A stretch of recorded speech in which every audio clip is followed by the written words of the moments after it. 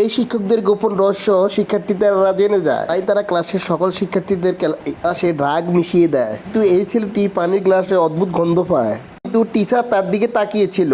ছেলেটির পানি পান করা ছাড়া আর কোনো উপায় ছিল না। যাওয়ার পর ছেলেটি দ্রুত পানিটি মাটিতে ফেলে দেয়। তারপর সব শিক্ষার্থীরা বেহুশ হয়ে যায়। টিচাররা পর্দা টেনে অবৈধ কাজ শুরু করে।